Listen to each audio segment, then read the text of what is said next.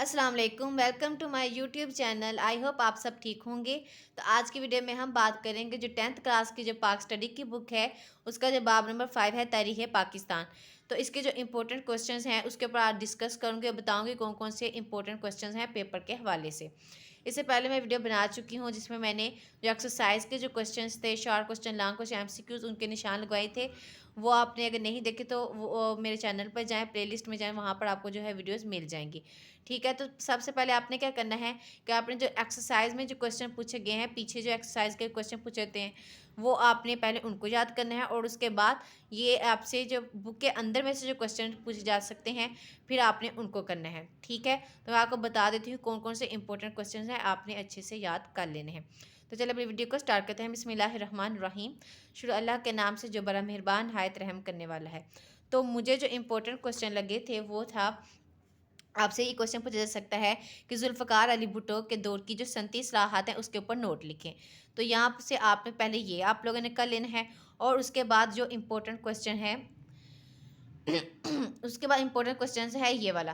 क्या आप जानते हैं दौलत मुश्तरका इन ममालिक की तंजीम है जिन पर ताज बरतानिया की हुकूमत रही हो। आपसे क्वेश्चन इस तरह से पूछा जा सकता है कि दौलत मुश्तरका ममालिक की तंजीम को कहते हैं। ठीक है, उनको कहते हैं जिनके ऊपर जो है बरतानिया की हुकूमत रह चुकी हो। उनमें पाकिस्तान भी शामिल है, भारत शामिल है और बांग्लादेश भी शामिल है। उसके अलावा कई और भी हैं। ठीक है, आपसे ये क्वेश्चन पूछा जा सकता है और उसके बाद क्वेश्चन पूछा जा सकता है आपसे ज़री इस्लाहात के मुतालिक क्वेश्चन पूछा जा सकता है।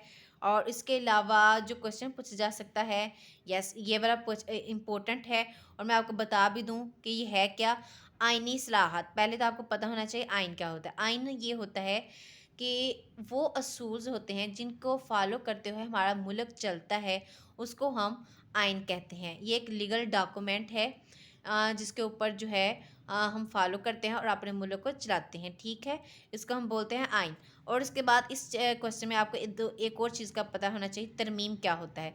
तरमीम होता है चेंजेस करना। जो हमारा 1973 में जो आइन आया था उसके अंदर जो चेंजेस आई हैं, वो पहली चेंज क्या थी, दूसरी क्या थी, तीसरी क्या थी, ये होता है। ठीक हो गया। तो उसके बाद जो इम्पोर्टेंट क्वेश्चन है वो आपसे जो पहली तरमीम है, ये बहुत इंपॉर्टेंट है, आपने इसको अच्छे से याद कर लेना है। पहली तरमीम में क्या हुआ था कि पहली तरमीम में चारों सूबों के हदूद की तयन करके फाटा व पाकिस्तान का हिस्सा करार दिया गया। आपसे क्वेश्चन इस तरह से पूछा जाएगा कि फाटा को पाकिस्तान का हिस्सा कब करार दिया गया। तो आपने बता देना पहली तरमीम के अंदर पाकिस्तान जो फाटा को पाकिस्तान का हिस्सा करार दिया गया। ओके हो गया, ये क्वेश्चन आ सकता है। और उसके बाद दूसरी तरमीम इम्पोर्टेंट है कि जो भी दूसरे आयन में ये कहा गया कि नबूवत का झूठा दावेदार या हज़रत मोहम्मद मुस्तफ़ा सल्लल्लाहु अलैहि वसल्लम को आखिरी नबी ना मानने वाला हरगिज़ मुसलमान नहीं है। ठीक है, तो आपसे पूछा जाता है कि किस तरमीम में कहा गया कि हज़रत मोहम्मद सल्लल्लाहु अलैहि वसल्लम को आखिरी नबी ना मानने वाला मुसलमान नहीं। तो आपने बता देना दूसरी तरमीम में कहा गया। या आपसे शार्ट में या एमसीक्यूज़ आपसे पूछा जा सकता है। ठीक है, तो ये जो दो तरमीम है ये ज़्यादा इंपॉर्टेंट, आपने इसको अच्छे से कर लेना है। उसके बाद नेक्स्ट जो है वो है अक़लीतों के बारे में। यस, ये भी पूछा, अक़लीतों क्या होता है कि जिस तरह एक होता है अक्सरियत, एक होता है अक़लियत। अक्सरियत में हम मुसलमान हैं।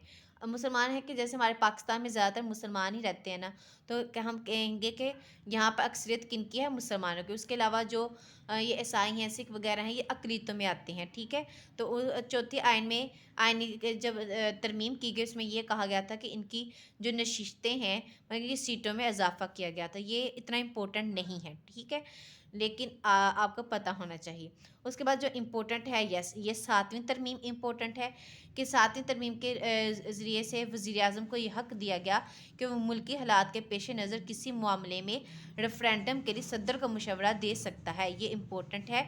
रेफरेंडम का मतलब होता है जैसे कोई भी ऐसा इशू आ जाए जिसे हमें अवाम की राय लेना पड़े। ठीक है, हम कहेंगे हमसे ये मसला नहीं हल हो रहा और हम चाहते हैं कि हम अवाम से वोटिंग करवाएं कि अवाम इसके बारे में क्या कहती है, तो हम कहेंगे रेफरेंडम करवाएंगे। ठीक है, तो ये वाला सातवीं तरमीम इम्पोर्टेंट है। और उसके बाद जो इम्पोर्टेंट क्वेश्चन है वो है PNA। आपसे ये क्वेश्चन इस तरह से पूछा जा सकता है कि PNA का मुहफ़्फ़फ़ क्या है। तो आपने बता देना है पाकिस्तान कौमी इत्तेहाद PNA का मुहफ़्फ़फ़ है, ठीक है। और इंग्लिश में इसको कहते हैं पाकिस्तान नेशनल अलायंस, ठीक हो गया। ये आपसे क्वेश्चन पूछा जा सकता है। और उसके अलावा जो क्वेश्चन पूछा जा सकता है वो है, यहाँ पर आ जाए, यस, 8वीं तरमीम, यस, ये वाला क्वेश्चन पूछा जा सकता है 5A2B। आपने इसको, इस कोड को आपने रट लेना है। ये क्या है? आर्टिकल। आर्टिकल क्या है? आइन का तो मैंने आपको बता दिया कि उसूल होते हैं, एक लीगल डॉक्यूमेंट होता है। लीगल डॉक्यूमेंट मिसाल के तौर पर जैसे मैं ये बुक ले लेती हूँ, ठीक है। इस बुक में ये मैं कहती हूँ कि इसके ऊपर ना सारे असूल लिखे होते हैं, हमारे मुल्क किस तरह से चलेगा, क्या क्या इसमें असूल बनाए जाएंगे, हर चीज़ इसके ऊपर लिखी हुई है, ठीक हो गया। अब आर्टिकल क्या है? आर्टिकल मैं कहती हूँ, जैसे मिसालें थी, जैसे फ़लाँ पेज के ऊपर ये लिखा हुआ है, फ़लाँ पेज के ऊपर ये लिखा हुआ है, तो वो उसको हम आर्टिकल का नाम दे देंगे, ठीक है। 5A2 की रूह से सदर पाकिस्तान वज़ीर आज़म इसके कबीना को भी फ़ारग कर सकता है। ये इंपॉर्टेंट है कि 5A2 क्या है, और उसके तहत जो है सदर पाकिस्तान वज़ीर आज़म इसके कबीना को फ़ारग कर सकता है। ये इंपॉर्टेंट क्वेश्चन है, ओके हो गया। अब दूसरा क्वेश्चन एक और इसमें से बन रहा है कि इसका इस्तेमाल करते हुए 5A2 का इस्तेमाल किन की हुकूमत को बरतरफ किया गया? वो थी मोहम्मद खान जनीजों की हुकूमत का खात्मा कर दिया गया, यहाँ से यहाँ तक, ठीक है। ये आप लोगों ने कर लेना, ये क्वेश्चन हो गया। और उसके बाद जो इम्पोर्टेंट क्वेश्चन मुझे लगा था वो था कि, यस, ये वाला। अब 8वीं तरमीम आ गया, ठीक हो गया। मैं आपको सारी सारी तरमीम नहीं कर रही, बल्कि जो इम्पोर्टेंट तरमीम है, क्योंकि इसके बारे में मैं काफ़ी स्टडी कर चुकी हूँ, तरमीम्स के बारे में मेरी असाइनमेंट भी रह चुकी है, और इस वजह से मैं आपको बता रही हूँ जो इम्पोर्टेंट तरमीम है उसके बारे में बता रही हूँ। उसके बाद 8वीं तरमीम में क्या था कि पाकिस्तान के आइन के तहत सदर के, ये वाला यहाँ से आप करें, सदर ममलकत इंतखाब पार्लियामेंट के दोनों ईवानों और चारों सूबाई असम्बलियों पर मुश्तमिल अदारा इलेक्टोरल कॉलेज करेगा। क्योंकि अब देखें, आपको पता है इलेक्शंस होने वाले हैं, तो उस हवाले से आपसे ये क्वेश्चन पूछा जा सकता है कि सदर का इंतखाब कैसे होता है, सदर को किस तरह से मुंतखब किया जा सकता है। तो पार्लियामेंट के दोनों ईवान, ये भी क्वेश्चन आ सकता है, पार्लियामेंट के दोनों ईवानों के आप नाम लिखें। दोनों ईवान मतलब कि जो अदारे पार्लियामेंट के हैं उनके नाम लिखे, तो वो 2 अदारे हैं, आपने याद रखना है। ये आप ऐसा करें, अपनी बुक के आप या किसी नोट कापी के ऊपर लिखें या अपनी बुक के ऊपर लिख लें। 2 ईवान कौन से पार्लियामेंट के, एक सेनेट है और दूसरा यहाँ पर नहीं था लिखा हुआ, मैंने यहाँ पर लिख दिया है नेशनल असम्बली, ठीक हो गया। ये आपने कर लेने हैं। और उसके बाद आपने बता देना है सदर ममलकत का इंतखाब कैसे होता है, कि पार्लियामेंट के 2 ईवान मिलकर करते हैं, और जो हमारे 4 सूबे हैं ना, और जो चारों असम्बलियों जो असम्बलियाँ जो मिलकर वो सदर का इंतखाब करते हैं। और इसको हम क्या कहते हैं, ये आपने याद रखना है, इसको हम कहते हैं इलेक्टोरल कॉलेज के थ्रू जो है सदर का इंतखाब किया जा सकता है, ठीक है। अगर हम आसान अल्फाज में अगर आपसे पूछा गया कि सदर का इंतखाब कैसे किया जा सकता है, तो आप ये भी कह सकते हैं सदर का इंतखाब इलेक्टोरल कॉलेज के ज़रिए किया जाता है। उसके बाद है जो इम्पोर्टेंट क्वेश्चन है, वो है यहाँ पर ये वाला, कि अप्रैल अप्रैल 1988 में अमेरिका और रूस के दरमियान जिनेवा में एक मुआहदा तय पाया। तो आपसे ये क्वेश्चन पूछ सकता है, ये जो जिनेवा मुआहदा है कब तय पाया? तो आपने बता देना है 1988 में ये जो है मुआहदा तय पाया। ये आपसे शॉर्ट MCQ पूछा जा सकता है। उसके बाद नेक्स्ट है जो मुझे इम्पोर्टेंट लगा था, वो है, अब बता दूं, अब ना ये दौर शुरू हो रहे हैं, जैसे जुल्फ़िकार अली भुट्टो का बेनज़ीर का दौर। तो आपसे ये क्वेश्चन इस तरह से पूछा जा सकता है कि जैसे बेनज़ीर भुट्टो का जो पहला दौर हुकूमत थी उसकी सनती इस्लाहात बताएं, मुआशरती इस्लाहात बताएं, इनमें से कोई क्वेश्चन पूछा जा सकता है। मुझे जो इम्पोर्टेंट लगा था वो था कि आप ऐसा करें कि जैसे बेनज़ीर है, नवाज शरीफ है, उनके आप जो सनती जो इस्लाहात हैं ना, ये ज़्यादा इंपॉर्टेंट है, ये आप कर लें। और एक जो मुआशरती इस्लाहात, सॉरी, इकनॉमिक जो थी, यस, मुआशी इस्लाहात, ये आप लोग कर लें, तो आई थिंक सो आपका हो जाएगा, ठीक है। और एक मुआशरती कर लें, क्योंकि लोगों के साथ जो ये भी इम्पोर्टेंट है, ये आप लोगों ने कर लेने हैं। और उसके बाद जो इम्पोर्टेंट है, ठीक है, मैंने आपको बता दिया। बेनज़ीर का आपसे पूछा जा सकता है कि इसकी मुआशरती इस्लाहात या सनती इस्लाहात लिखें दूसरे दौर हुकूमत की, ठीक है, ये आपको पता होना चाहिए। और आपसे MCQ पूछा जा सकता है कि बेनज़ीर का दौर हुकूमत जो है जो दूसरा दौर हुकूमत है कब तक रहा? तो आपने बता देना 1993 से 96 तक रहा। ये आप लोगों ने कर लेना है, ये वाला ये जो बताई हुई है ना ये डेट्स, ये आप लोगों ने कर लेनी है, ठीक हो गया। और उसके बाद जो इम्पोर्टेंट है मोहम्मद नवाज शरीफ का पहला दौर हुकूमत कब तक रहा? यह आपसे क्वेश्चन पूछा जा सकता है। 1990 से 1933 तक रहा। और इनके बाद इनकी 37 इस्लाहात पूछी जा सकती हैं, मुआशी इस्लाहात पूछी जा सकती हैं। और उसके अलावा जो क्वेश्चन है इम्पोर्टेंट, यस, नवाज शरीफ की हुकूमत का खात्मा जो है, इसमें से मुझे इम्पोर्टेंट क्वेश्चन लगा था, आई थिंक सो नेक्स्ट है। तो ये आपसे पूछा जा सकता है इनकी हुकूमत का खात्मा कैसे हुआ। ये आप लोग ना आपको बड़ा मुश्किल लग रहा है कि ये भी हम करें ये भी करें, अगर लेकिन आप इसको समझ के पढ़ेंगे तो आपको जो है ये पॉइंट्स भी याद रहेंगे और आपको पता भी चलेगा कि क्यों इनकी हुकूमत का खात्मा हुआ। ठीक हो गया। तो ये आपसे पूछा जा सकता है। इसके बाद ये आपसे ये वाला पूछा जा सकता है कि जैसे पहले मैंने बताया ना 5A2B के, तो पहले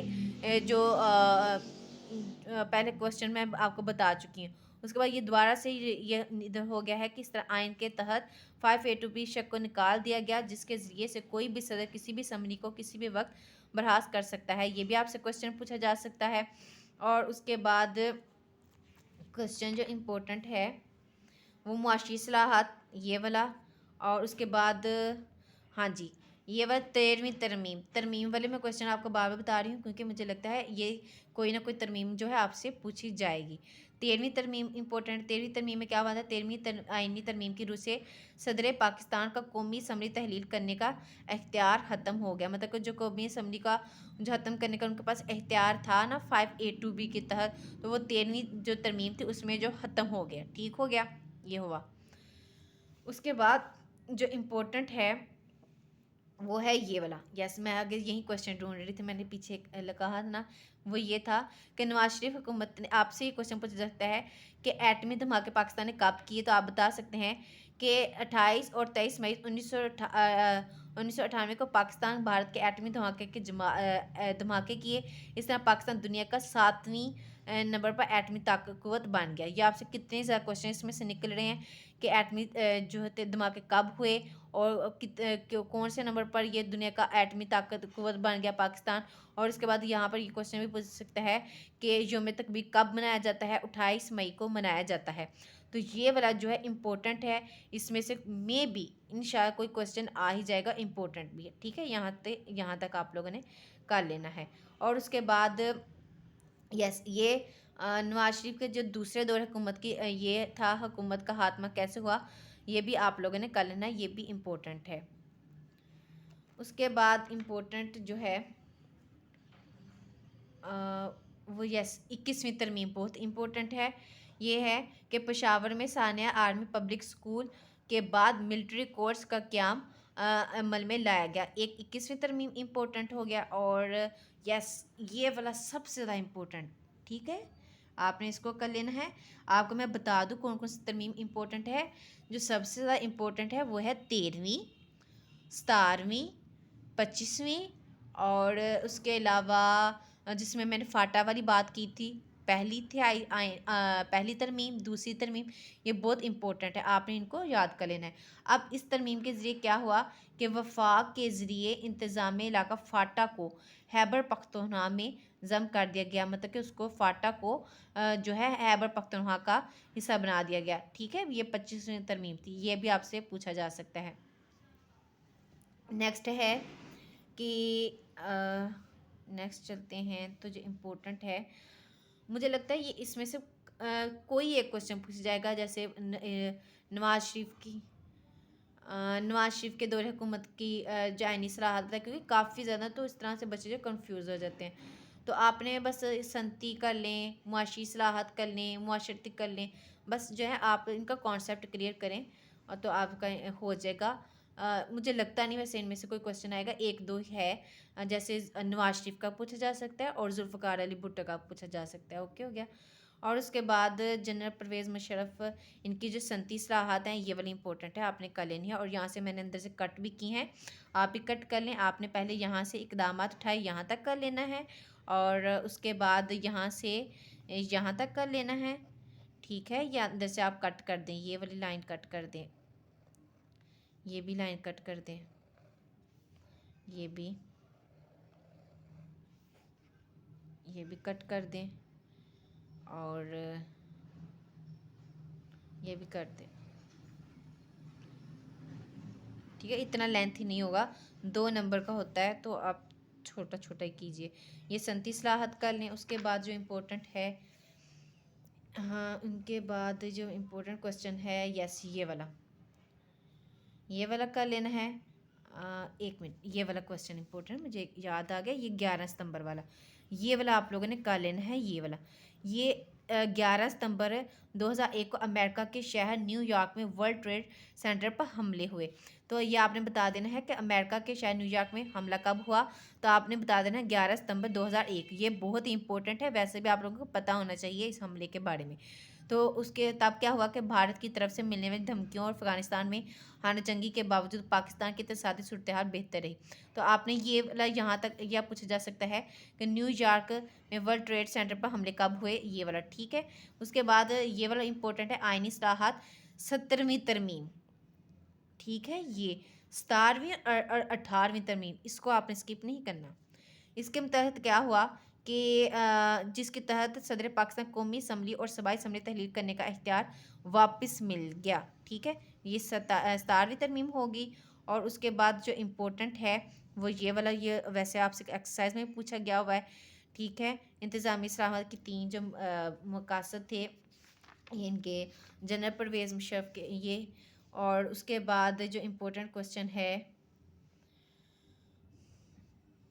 यस, सैयद यूसुफ गिलानी का एक क्वेश्चन इंपॉर्टेंट था, वो शायद आगे नेक्स्ट है।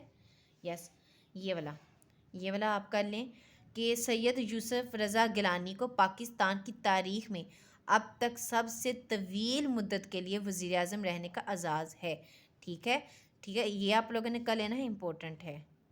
सैयद यूसुफ रज़ा गिलानी के बारे में पूछा जा सकता है। और उसके बाद 18वीं तरमीम, ये मेरा दिल है आपको सारा समझा दूँ, मुझे ये बहुत अच्छे से आता है।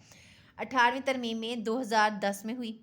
इस एक क्वेश्चन ये हुआ, 18वीं तरमीम कब हुई, 2010 में हुई, जिसके ज़रिए सूबा सरहद का नाम बदल कर खैबर पख्तूनख्वा रख दिया गया, ये भी इम्पोर्टेंट है।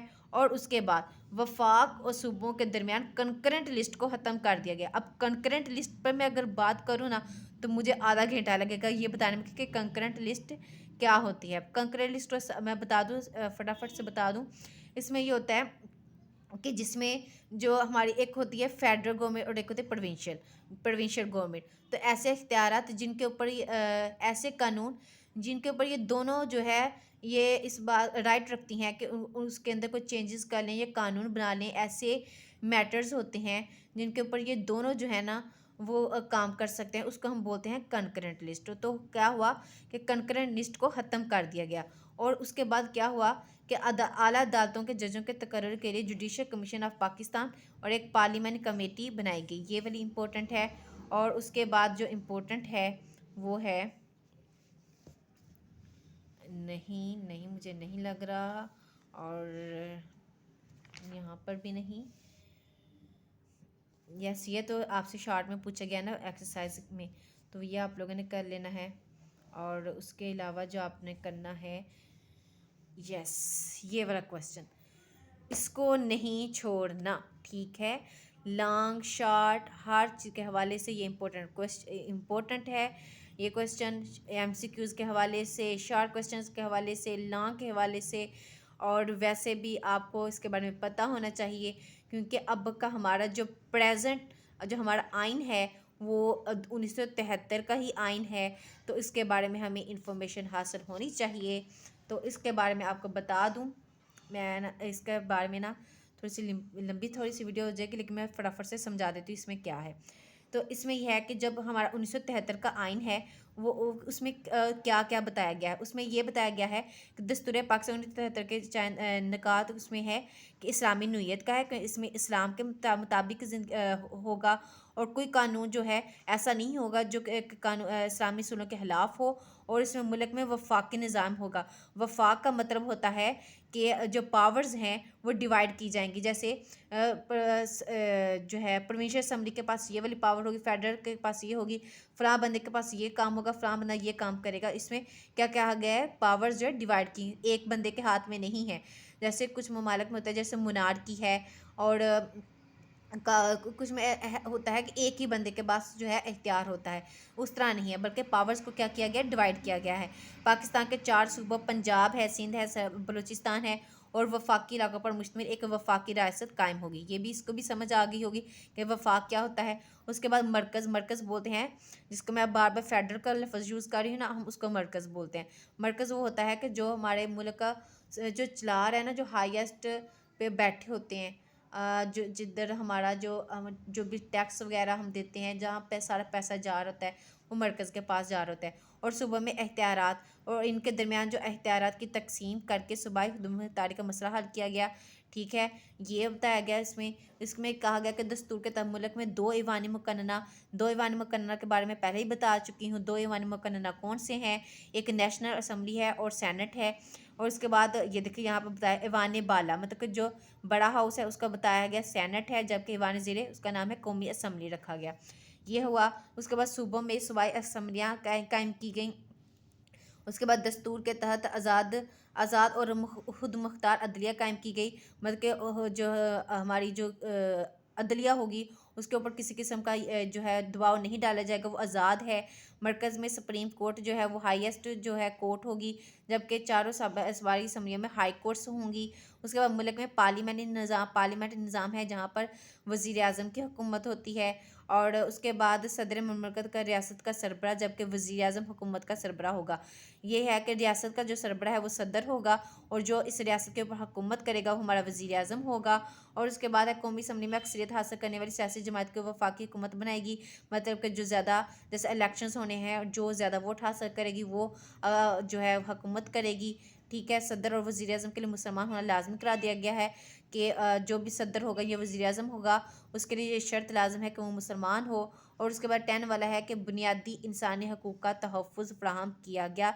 तो ये देखिए, साथ में मैंने आपको इंपॉर्टेंट क्वेश्चंस के साथ साथ ये भी बता दिया कि जो ये 1973 का जो कॉन्स्टिट्यूशन है, ये क्वेश्चन भी आपको मैंने समझा दिया। ये इंपॉर्टेंट है, very very very very important, short long MCQs हर चीज़ के हवाले से।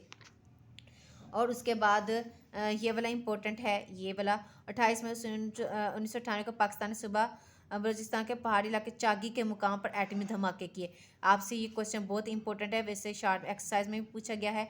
इस तरह एटमी ममालिक के फरसों में शामिल किया गया। पाकिस्तान आलमी इस्लाम का पहली आटमी मुल्क है। इन एटमी धमाकों की याद में हर साल 28 मई को यौम तकबीर मनाया जाता है। ये पहले भी हम डिस्कस कर चुके हैं। उसके बाद आपसे ये शॉर्ट क्वेश्चन ये आप लोगों ने कल लेना है। ये मैंने आपको बताया था, जो पीछे मैंने बताया था, एक क्वेश्चन बहुत इंपॉर्टेंट है कि 9/11 का जो वर्ल्ड ट्रेड वाला था क्वेश्चन, अमेरिका में जब हमला हुआ उसको हम 9/11 का वाक़या बोलते हैं। ठीक है, ये आपको पता होना चाहिए 9/11 का वाक़या। और वो कब हुआ? 2001 में हुआ। ये आपसे शार्ट में भी क्वेश्चन पूछा जा सकता है। और उसके बाद 1998 में सदारती इंतखाबात में सदर पाकिस्तान बने गुलाम साहब। आपने ये जो MCQs है इनको भी शार्ट के हवाले से भी याद कर लेना है। और उसके बाद ये यहाँ पर कुछ क्वेश्चन लिखे हुए हैं। कौमी शायरा और मोटरवे कौमी मईशत में अहम किरदार अदा करती है। ये तो आई थिंक सो इसका क्वेश्चन का लिखा हुआ है। ठीक है, तो आपने ये जो एक्सरसाइज के क्वेश्चन है इनको भी आपने याद कर लेना है। फिर से दोबारा से बता दो कौन कौन सा इंपॉर्टेंट क्वेश्चन है। A1 और ये जो MCQs में है 9/11 वाला वाक़या, पाकिस्तान एटमी धमाके कब किए, 9, तो ये इसमें आ गया। ठीक है, ये हो गया क्वेश्चन। और एक तो ये तो करना ही करना है, शॉर्ट लॉन्ग के हवाले से आपने करना ही करना है। और उसके बाद जो इम्पोर्टेंट था यस 18वीं तरमीम और यूसुफ रज़ा गिलानी कौन थे। और उसके बाद 17वीं तरमीम। और उसके बाद मैंने आपको पूछा कि ये किसी भी दौर की ये इस्लाहात पूछ सकते हैं। ठीक है, जैसे सनती इस्लाहात बताएं, मुआशरती इस्लाहात बताएं, तो ये आप लोगों ने कर लेने हैं।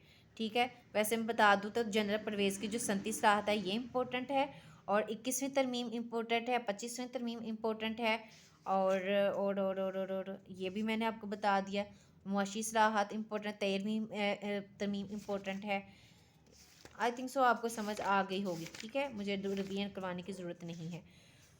ठीक हो गया, तो ये आप लोगों ने कर लेने हैं। और आई होप कि आपको हमारी जो वीडियो है अच्छी लगी होगी। अगर आपको हमारी वीडियो अच्छी लगी तो मेरे चैनल को सब्सक्राइब कर दें। Thanks for watching. अल्लाह हाफिज़।